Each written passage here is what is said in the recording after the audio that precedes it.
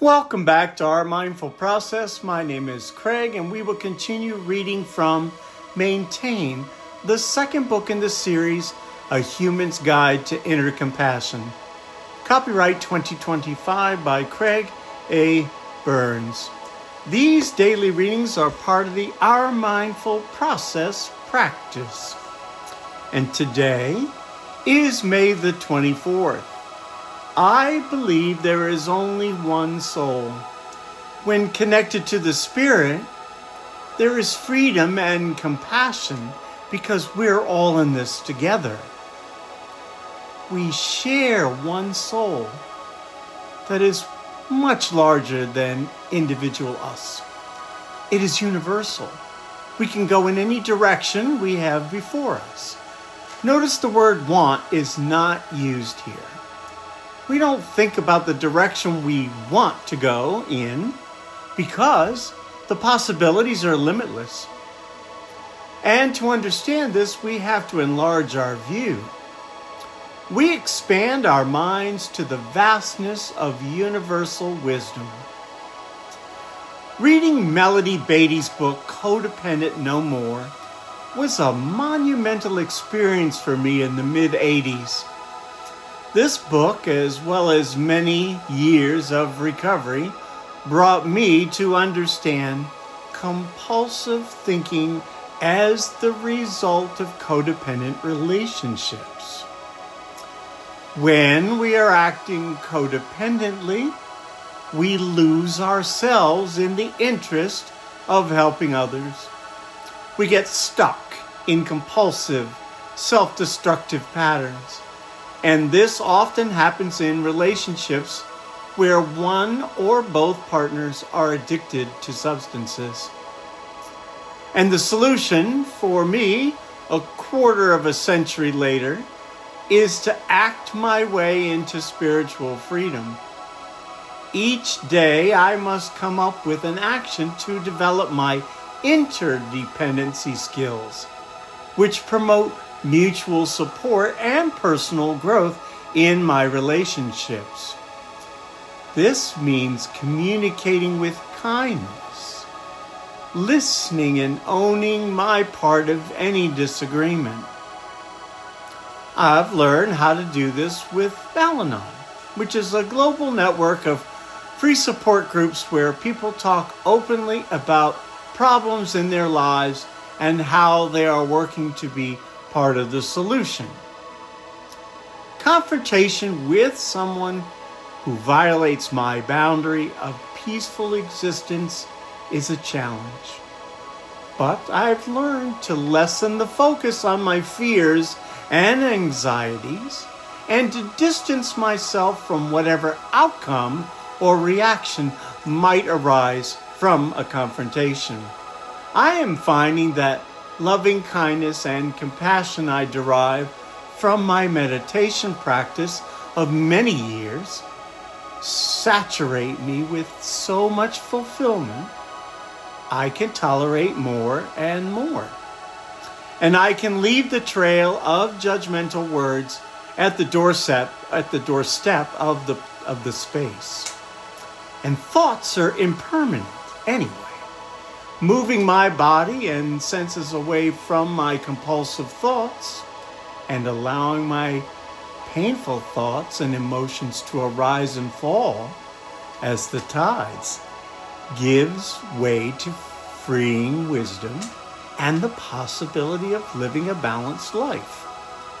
Tranquility is often found in changing the focus toward that for which I am eternally grateful.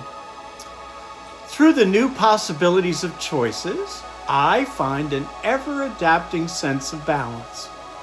Understanding that we are truly all connected through the expansion of compassion, I can be refreshed and realigned in healthy relationship in any breath I select.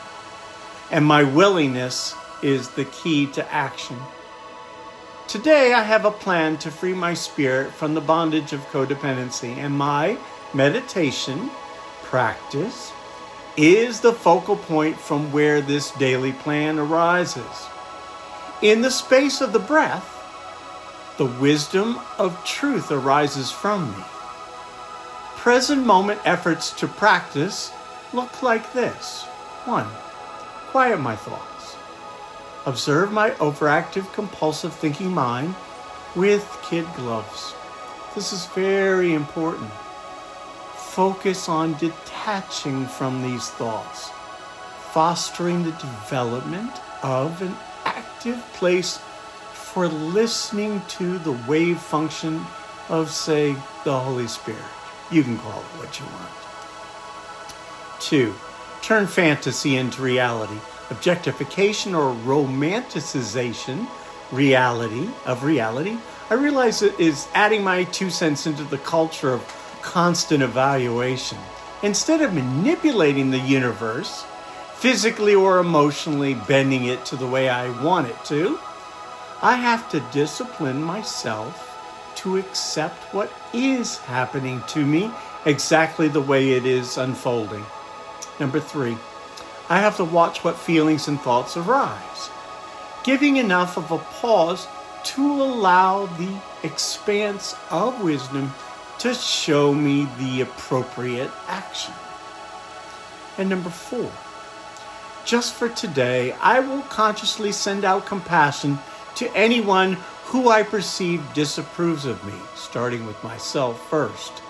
I cast aside shame and allow the Spirit within to fill me, giving the green light to allow that energy to flow through me to my perceived adversary, not around me. And 5, dropping my fears and anxieties, judgmental critiques, and frictions on the imaginary relaxed space in my heart allows me to observe the energy of want. Eventually, a peaceful resolve makes itself evident if I just move my ego to the position of surrender to my cosmic spirit. And 6, practice loving kindness. This has to begin with me, not around me. Polishing my skills of acting as if God really loves me and forgives me as a human being is easier said than done. And giving this way to others is a process that allows the wisdom of the space to direct my consciousness to people with whom I can develop a bond of trust. And 7, develop a wiser sense of intuition. Through conscious action, I focus my attention on small experiments in courageous maneuvers of overcoming character flaws I have carried for years. What is your understanding of codependent relationships? Have you ever been in one? Think about what you have read. What is one thing you can try to do differently in an important relationship that you have? Write about that in your journal. As a side note, if you're not sure of the process to practice, please go to January 1st on our channel and look at the first video on how the process of mindfulness works. From there, we 1, read the reading for the day.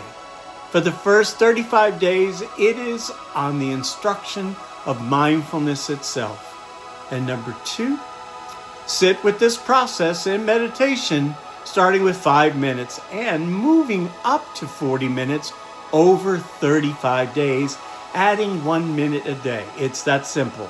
And 3, at some point in time, please feel free to journal about your experience of the reading and the practice for that day. Have a mindful day, folks.